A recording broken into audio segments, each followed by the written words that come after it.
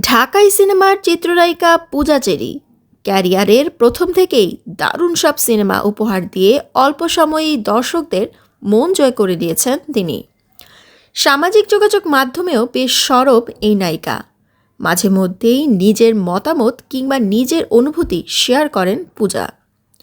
সম্প্রতি বেশ কিছু তারকার নাম জড়িয়েছে রাজনৈতিক পরিচয়ে। এবার সেই কাতারে যুক্ত হলো নায়িকা পূজা চেরির নামও। পূজার নাম ছড়িয়ে পড়ে সামাজিক মাধ্যমগুলোতে। বাংলাদেশ ইসলামী ছাত্র শিবির সম্মিলিত একটি প্যাডে একটি তালিকায় প্রকাশিত হয়।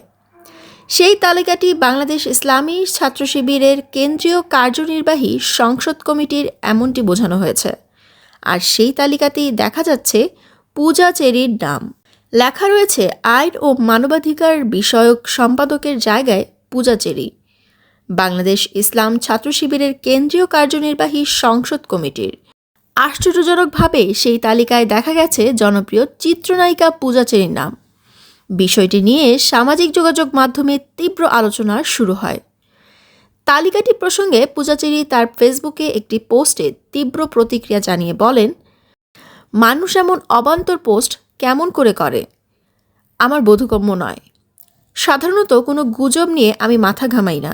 তারকাদের নিয়ে রিউমার ছড়াবেই, এটাই স্বাভাবিক, কিন্তু আজকের গুজব নিয়ে কথা বলা জরুরি। তিনি আরও লেখেন, এই গুজব শুধু গুজবের পর্যায়ে থাকলে বিষয়টা আলাদা ছিল, কিন্তু এখানে ধর্মের প্রসঙ্গও উঠে এসেছে। এটা করে সবাইকে অপমান করা হচ্ছে। এমন গুজব ছড়ানো একেবারেই উচিত নয়, যা জাতি, বর্ণ, ধর্মের ওপর নেতিবাচক প্রভাব ফেলে। সবশেষে পূজা লিখেছেন, আমি একজন অভিনয় শিল্পী, বাংলা চলচ্চিত্রকে ভালোবাসি, এটাই আমার প্রফেশন। আমি সবসময় এই প্রফেশনকে রেসপেক্ট করি এবং উপভোগ করি। এই প্রফেশনের বাহিরে আমি কোনো রাজনৈতিক প্রফেশনের সাথে যুক্ত নই। ধন্যবাদ।